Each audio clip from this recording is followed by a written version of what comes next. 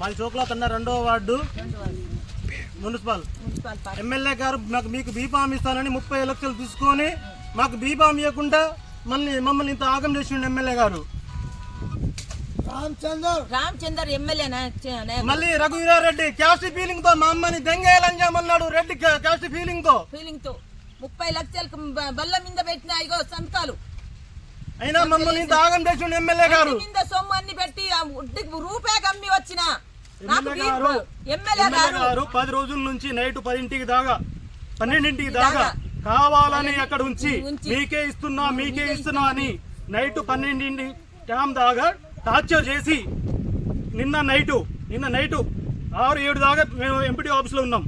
అప్పుడు కానీ phone lift చెప్పి కనీసం ఆన్సర్ ఇవ్వలేదు.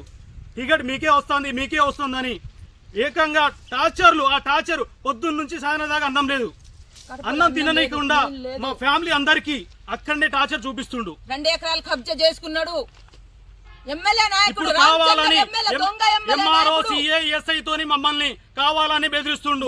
మా ప్రాణానికి హాని అయితే మాకు ప్రాబ్లం ఏమైనా ఎమ్మెల్యే గారే వాళ్ళకి డైరీ కడగాలంట. మాకు ఏ మాత్రం ఏమైనా జరిగినా దీనికి బాధ్యులు రఘువీరారెడ్డి గారు.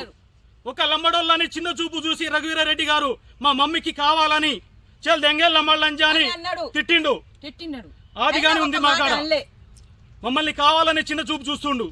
ఒక్క మాట కూడా అనలే. ధర ఇక్కడ నుంచి అక్కడ దాకా 1.5 ఎకరం 2 ఎకరాలు తండాలకు మేమే ఇచ్చాం. ఇది మా పట్ట భూమి, ఇది గవర్నమెంట్ ల్యాండ్ కాదు, పట్ట ల్యాండ్ మాదే. ఇది మేము ఎవరికి పోనీయాల్సిన అవసరం లేదు. ఎమ్మెల్యే గారు కావాలంటే దీనికి ఏమైనా ఉంటే ఖరీజు కట్టించుకుని తండాల గురించి ఏమైనా ఉంటే ఇచ్చేయండి.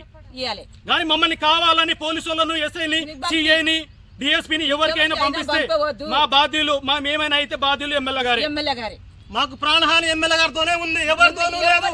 మాకు ప్రాణహాని రఘువీరారెడ్డితోనే ఉంది. పంపించినాను ఇక్కడే మనం తాగి చేస్తాం. ఆల్రెడీ ఉన్నాయి.